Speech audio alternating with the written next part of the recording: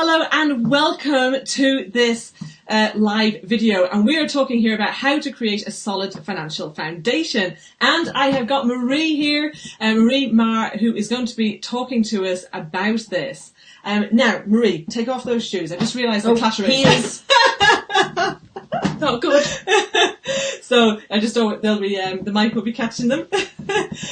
No problem. So Marie, I've known Marie for a few years. We were in the same network together, and some of the stories that she told me of nightmares that people had experienced because they didn't have their finances set up properly, or because of the other people that they were dealing with, like maybe solicitors and things.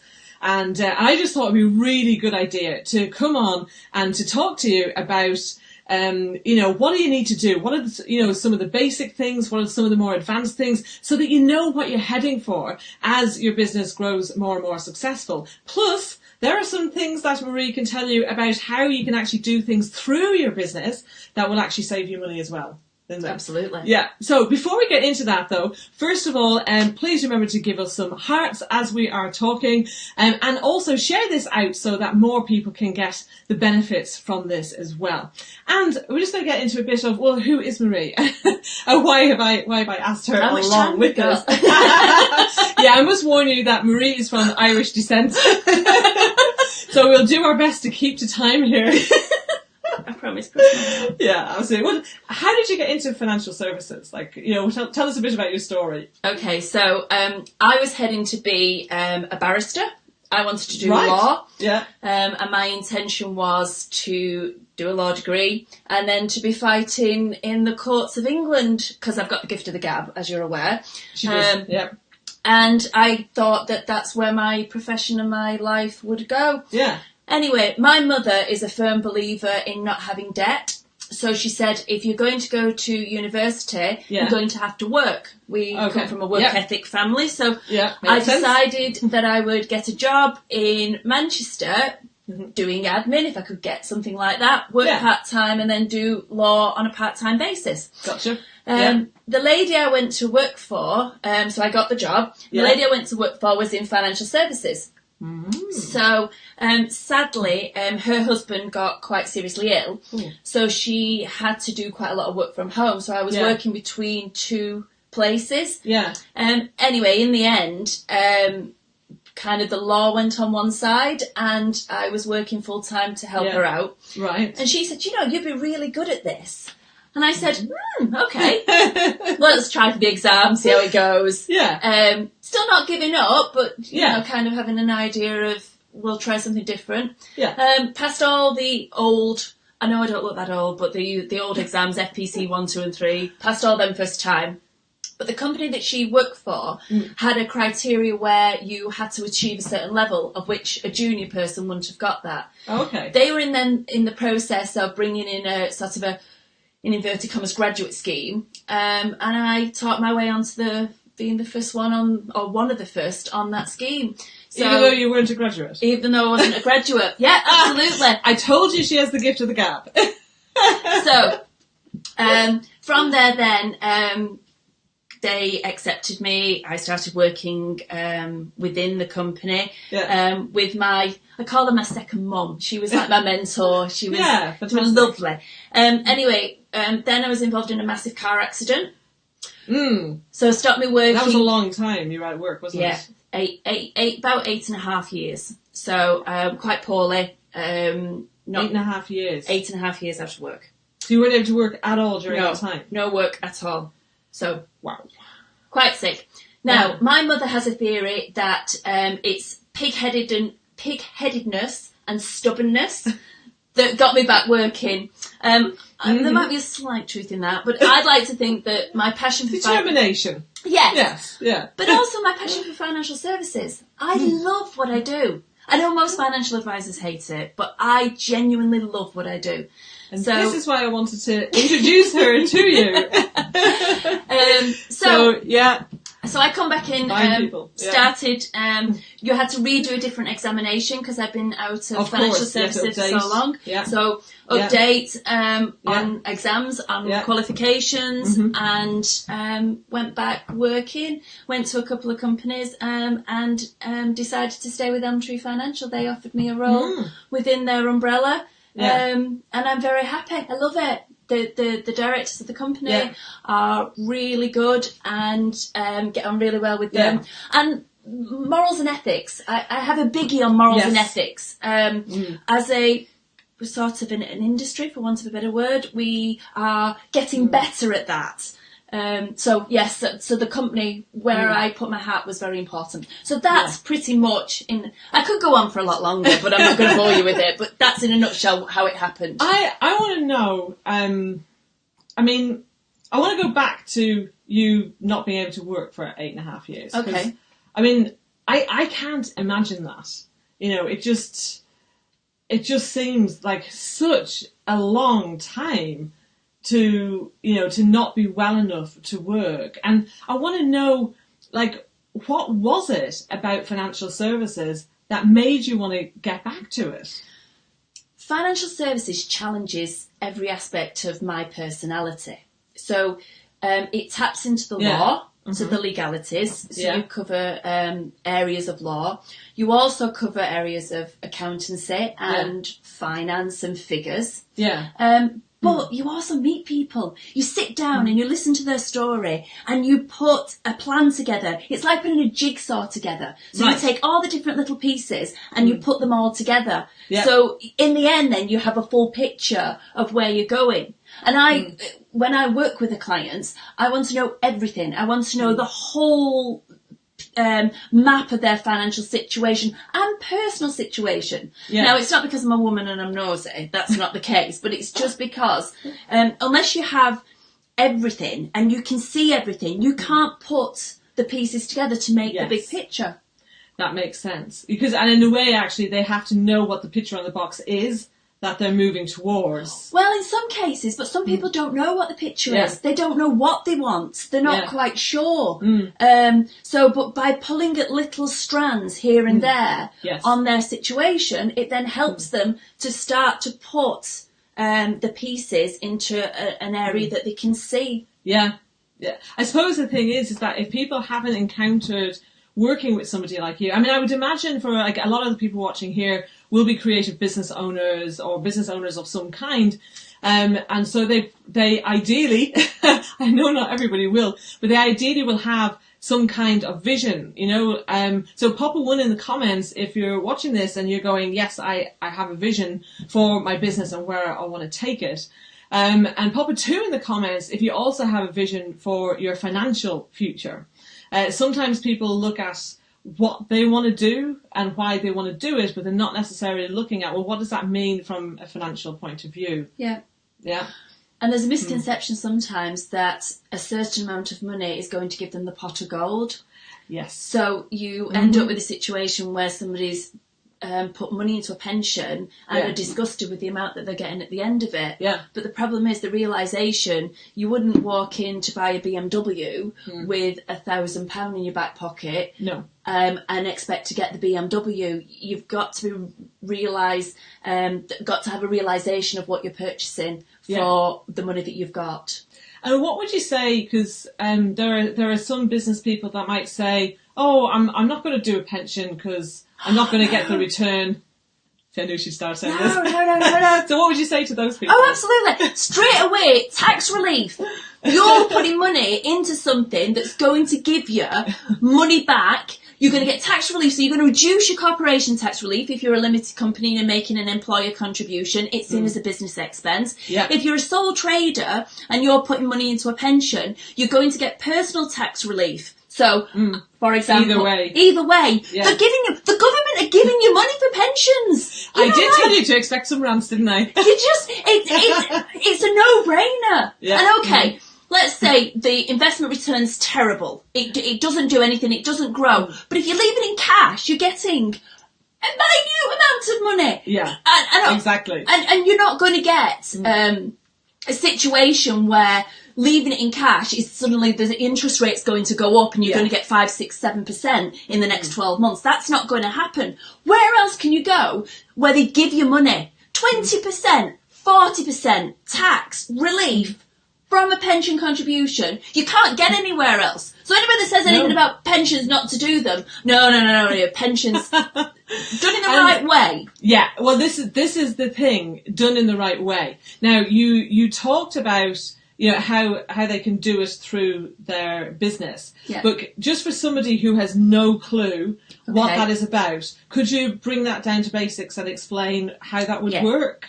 So, for a limited company, you have an employee and an employer. So you could be the only employee in a limited company. Yeah.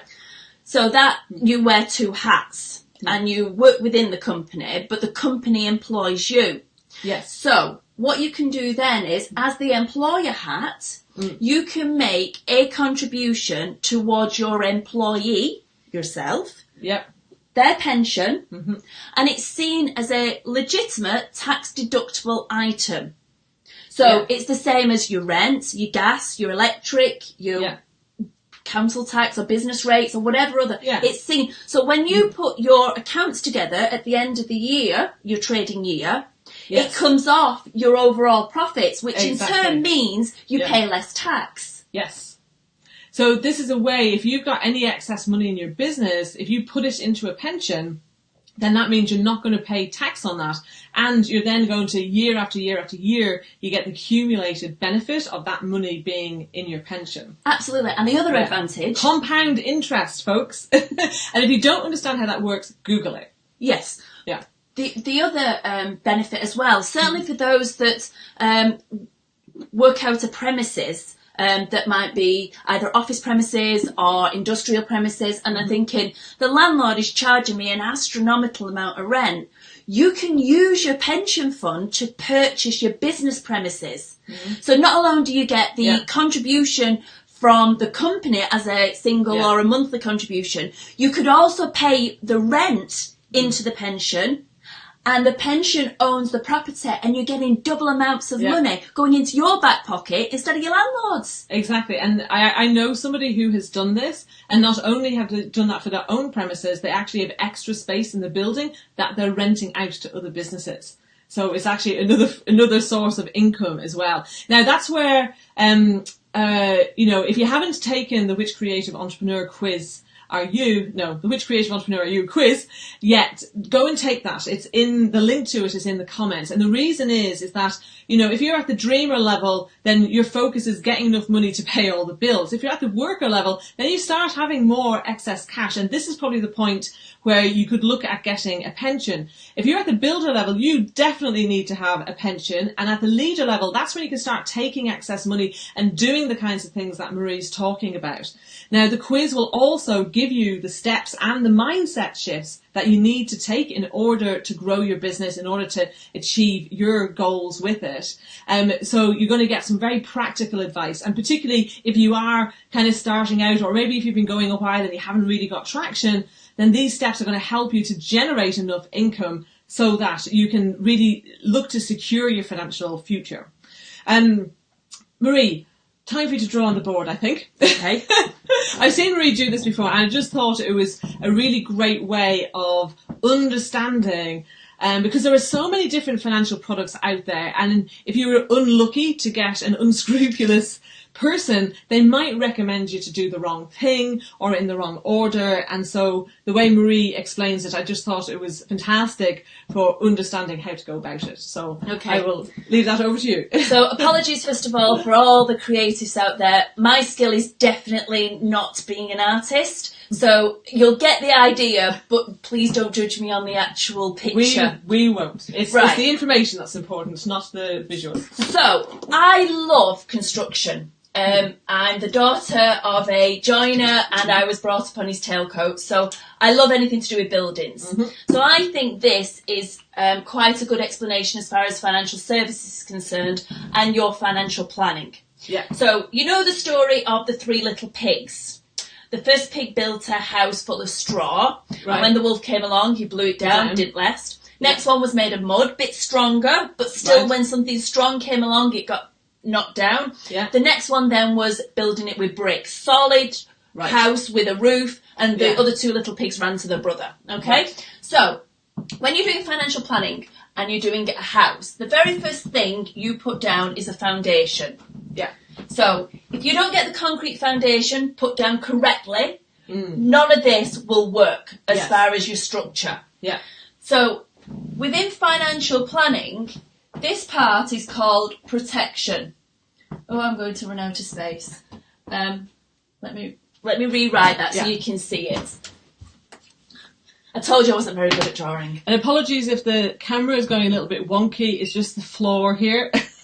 So every time we move, I can see that the camera is moving slightly.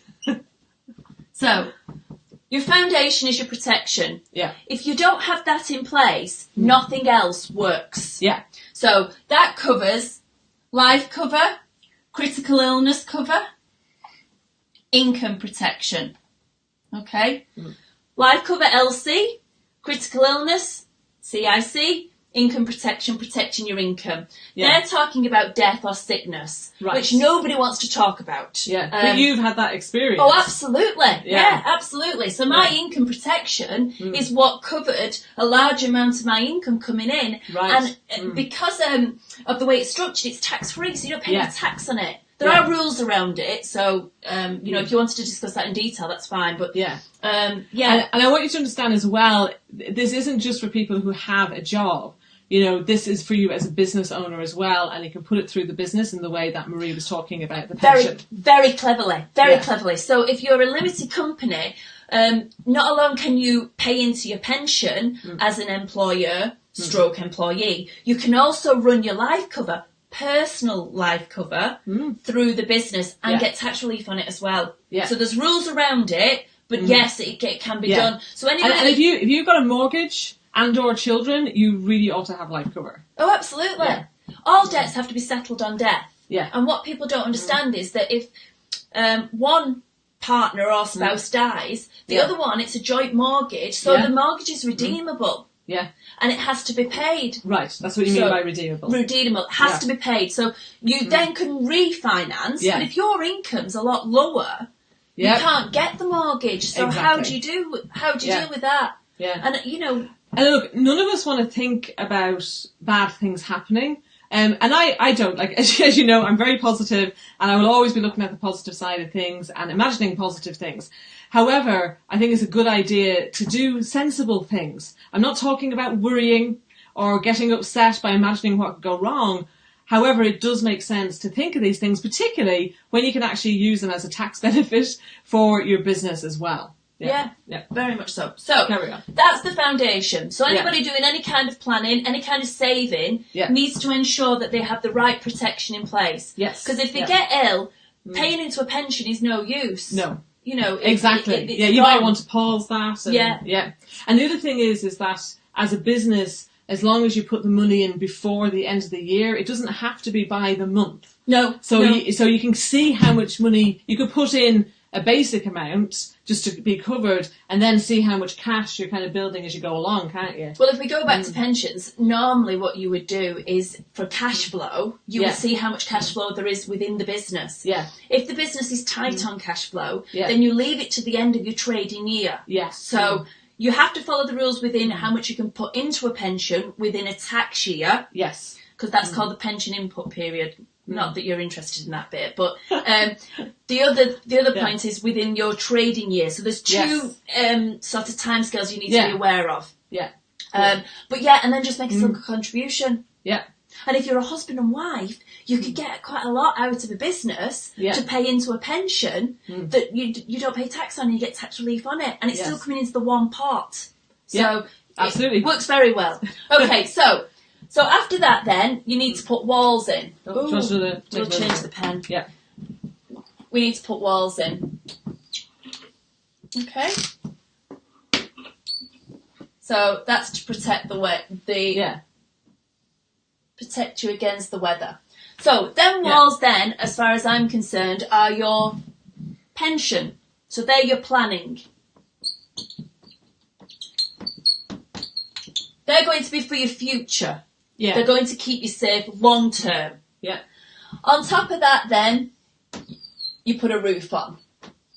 So, that's my idea of slates. Yeah. These are ISAs. Right. So, that stands for, if you don't know, individual savings accounts. Yeah. And currently, you can put 20,000 into an ISA either via cash or equity, shares and investment assets. Yeah. So Excellent. there are rules again around that, but... Yeah. And by the way, if you've got any questions, pop them in the chat now, and we will come back to them at the end as well. Okay. Yeah. Yeah, more than happy to answer questions. So, of course, the house needs to have windows. Yeah. Again, so that you can see out. Yeah. So that makes the structure of a house. Yeah. So you've got your protection, you've got your foundation, you've got your pension, you've got your ISA. Now, for those of you that might have children, you might want to do some kind of savings for their future, either for university fees because they're astronomical, right? Or for a deposit for a house because again people can't get onto the property ladder, or just to give them a little bit of a start in life, just that little bit extra. Yeah. So they're the next thing along that you would kind of look at. So children's savings. Now, if you don't have children, because you're thinking, oh, I've not got children, you look at other areas of savings. If you've got a large amount of money that you're looking to manage or you're wanting some growth from it, if you've maximised your pensions, you've maximised your ISAs, you then look at other savings. So you could put that as other savings. Yeah. So is that like investment funds and things? You could use unit trusts. Right. But you have to be aware of the capital gains tax. So Right, it's all yes. about planning for tax. Yes. These are great for tax efficiency. Yeah. But other savings then, Yeah. you can manipulate it in a legal way Yeah. of going up to the allowances. Yeah. But you've got unit trusts, you've Yeah. got investment trusts, you've got investment bonds. Yeah. I'm not going to bore you with that today. Okay. It becomes a bit more technical. So Yeah, for those of you that are in a more established business and want to know more about that, then Marie will meet with you and talk about that. Yeah. Okay. Yeah. So I get asked quite a lot about individual shares, and Bitcoin seems to be the big one at the moment, and things that people get rich schemes that they read on the internet. Now, there's nothing wrong with looking at investments that are of a higher risk. But you've got to treat them like gambling. Absolutely. Don't invest anything you're not prepared to lose. If you've covered all of this area, Yeah, exactly. you then want to put on, I call them the Laura Ashley curtains. There are other brands I am aware, but a lot of people seem to know Laura Ashley. They're expensive, and they're seen as being all pretty and nice. Yeah. But there's no way you would go and buy Laura Ashley curtains without putting up your walls. Exactly. You've got to have the window you've got to decorate it. To put it on. So these are fine later on when you've got everything else covered. Yeah. Because if you lose that and that goes, then that could be your future over with. Yes, the whole house could fall down around you. Absolutely. Exactly. This is why I wanted to get Marie on to show you this, because especially with like you mentioned Bitcoin, I see so much about cryptocurrencies, and I'm not knocking them at all. I know there's a lot of people that have made loads of money from it, and that's great. But if you're not taking the money you make from that and like doing this, if you already have it, or putting this other stuff in place first, then that's got to be more important, really. And it's interesting because I would have, if you'd asked me, I would have said, you get the pension first and then get those, but you're saying to do it the other way around. Absolutely not. How can you, if you go off and you have a serious illness, that's cancer, heart attack, stroke seems to be increasing massively. Figures are astronomical. You can't afford to put into your pension. And if you've got all your money tied up in your pension, how do you pay your mortgage? How do you pay the food bill? And on death, this is the other thing, that just on a protection basis, everybody covers their mortgage. Yeah, but you got to live. The last time I looked, there wasn't a hole in the wall that you could go to and go, give me cash out of the bricks. You might be paying for your house, but you can't pay your gas and your electric. quick. No, So no. on that basis, Yeah. you need to ensure that you have the right cover. There's no Exactly. point paying for something if you don't need it, Yeah. but ensuring that what you're paying for, you understand Yeah. what it is, and that it's going to be of benefit to you as an individual. Yeah. Makes sense to me. So do you have any questions? Have you finished that bit? Yeah, Or have you yeah, got more? Yeah, so I'm not seeing any questions yet, but there's going to be a bit of delay. So if you've got any questions, pop them in the comments. So obviously the specifics of what Marie is talking about, is UK based, and you kind of need to be UK based, I think, to deal with you. For Is a that large right? amount For a large stuff, amount yeah. of it, yeah. However, the principles of this apply regardless of what country you're in, don't they? Absolutely. And there will be similar things in the States and Canada and other, countries around the world that are likely to be Ireland. watching here. And Ireland, of course. How could I forget Ireland? So this is the thing, is just getting you thinking about these things, and to be, for me, really, like, I'm wanting, the creatives that I'm dealing with, well, all of them really, but I can't influence the people who aren't dealing with me, to be happy, healthy, and wealthy. Because the thing is, if you don't have that wealth, if you aren't growing that wealth, through your business, or some other means, then it will affect everything else, because they'll always be worried about, is there enough money for this? That can affect people's health then, or maybe if they have some health issue, they don't have the money to deal with it, whether that's kind of having hospital or supplements and nice healthy food and things, or being a member of a gym and working with trainers and that. So it's all about the way that you prioritize things. All these things are they have a knock-on effect on each other. So, that's why, like, I know for many creative entrepreneurs, they're excited by the ideas, and this is kind of the last thing that they think about. And that's why I wanted to bring Marie on to kind of say, look, I want you to think about this, and to make sure you are putting some of these things in place. And if you're too busy, that's not an excuse. Okay, if you're too busy to do this, come and work with me. I will help you free up the time so you can go and meet with Marie and get this stuff sorted. Because, I think it's, I don't want, like, you got affected off work for 8 years. I know of somebody else, in fact, it's a friend of someone else I know, was actually a football player, like, so massive salary, but got injured. And had no, he didn't get injured, he got cancer, and wasn't able to play, and had no protection or none of this stuff. Wow. So had no illness protection or any income protection or anything like that in place. And you expect And you would that imagine, level. exactly, you would think somebody at that level would have the right kind of financial advice, and they didn't. And that's why I didn't want to assume. Okay, you may know all of this, and maybe it's just a good reminder. Great, share it with somebody who doesn't know it. Tag them in the comments, or send it in a private message if you don't want to do it publicly. Doesn't matter, but just share this if you think that will be helpful for them. And the other thing is, can I just, while it's in my head, yeah. the biggie for me is wills. Yes. I have nothing to do with wills, but I rant about wills all the time. She does. You need a will. If you've got children and you've got no money and no assets, you still need to put in place a will. It's really important. And those that have it's got about money. the guardianship, isn't it?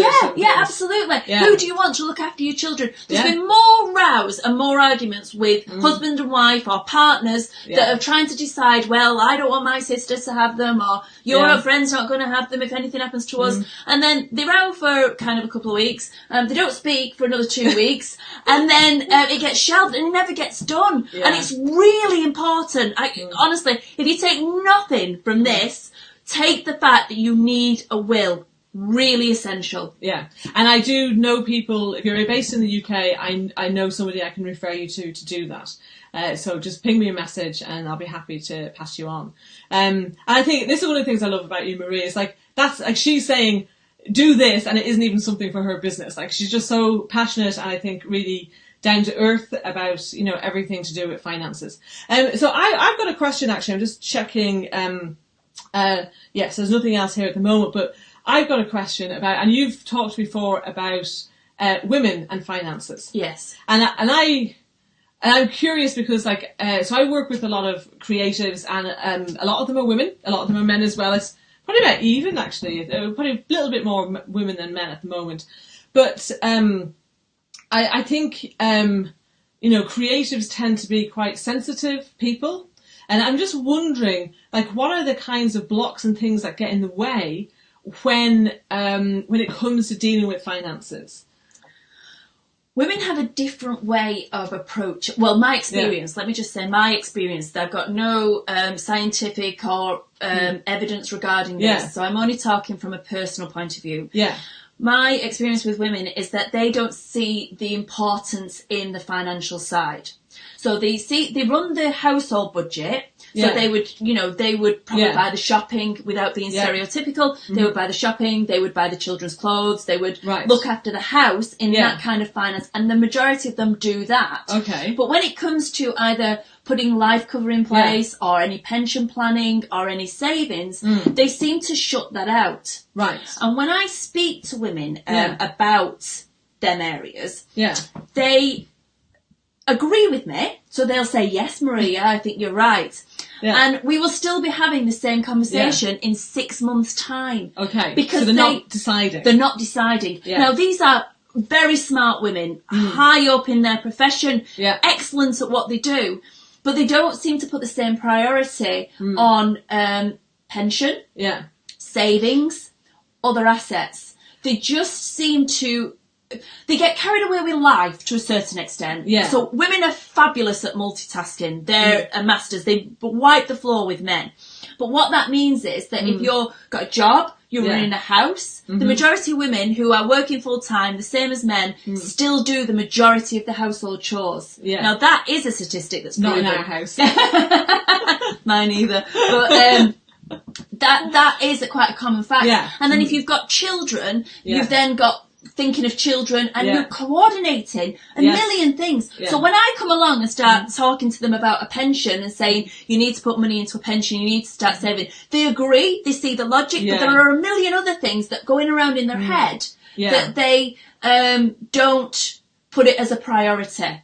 And it's an education. It really is an education. Whereas men, they are a lot more segmented. Compartmentalised. Yeah. Yes. Yeah. So they deal with what you're talking to them. So they'll either say yes or no. They'll give you an answer. Whereas ladies don't seem to want, my experience anyway, they don't seem to want to move forward because they haven't got the brain space to understand. I wonder how much of that is actually down to them not valuing themselves enough. So I come across this all the time with creatives where they're not charging enough.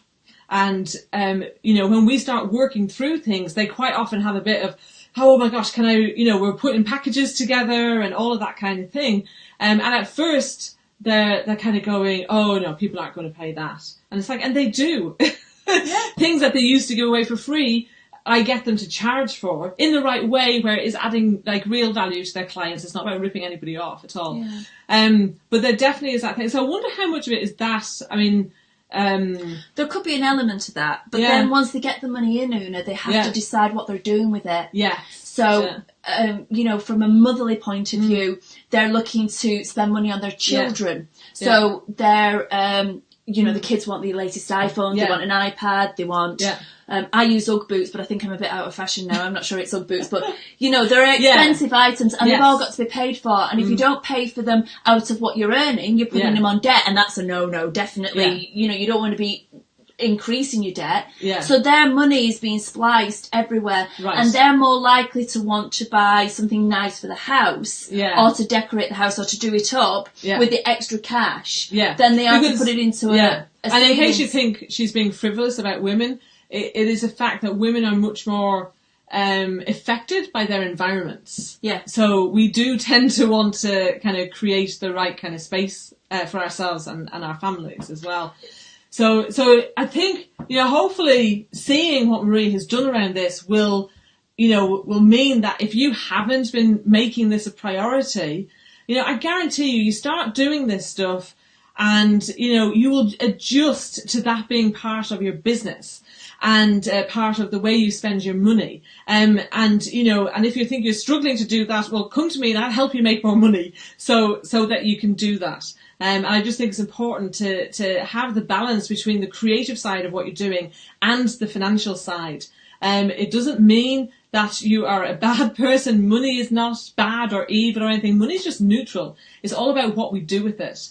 And, you know, and if you're young and carefree and don't have any responsibilities, then, you know, at least, you know, look at doing this and a pension. Because honestly, if you start doing a pension young, you will have a nice lot to retire on. Because the older you get, the more money you have to put in to be able to get a reasonable return out. And the thing is, what people haven't realised is that the younger people that are coming along are not going to get the defined benefits, the big pensions with their employers that are giving them that what their parents or their grandparents might have. Yeah. They're going to have to save into a pension. Exactly. And it's scary, you know, the figures. You know, the average age for retirement now is going to be 67 for the basic state pension. Do you want to be working till you're 67? And if you do you want to live on about $8,500 a year? Because that's what the basic state pension is. Yeah. It's bonkers. Yeah. So you've got to try and put something in place for yourself, because the pot within the government and pensions is more or less empty. There's not enough money there. Absolutely. And we don't know what's going to happen between now and when we retire. Things could get worse. In fact, they probably will.